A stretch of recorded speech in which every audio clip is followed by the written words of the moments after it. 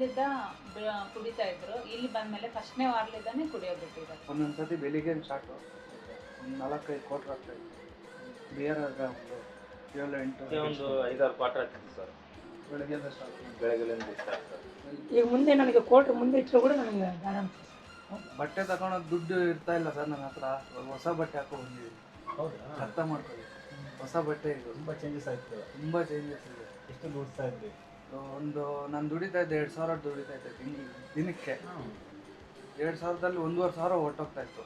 500 ರೂಪಾಯಿ ಇನ್ನು ಗಾಡಿ EMI 25,000 ಗಾಡಿ ಕಟ್ಟಬೇಕಾಗಿತ್ತು. ಗಾಡಿ ಕಟ್ಟೋದ, ಮನೆ ನೋಡೋದ, 1,500 ಹೋಗ್ತಾಯಿತ್ತು ಸರ್ ಕುಡಿಯೋಕ್ಕೆ ಡೈಲಿ. ಇವಾಗ ಬಟ್ಟೆ ಇಸ್ಕೊಂಡಿದ್ದೀನಿ, ಚೆನ್ನಾಗಿದೆ. ಏನು ಕೆಲಸ ಮಾಡ್ಸೋದು? ಡ್ರೈವರ್, ಸ್ವಂತ ಟಾಟಾ ಇದೆ, ಚೆನ್ನಾಗಿದೆ. ಎಷ್ಟು ವರ್ಷ ಕುಡಿತಾ ಇದ್ದೀರಿ ನೀವು?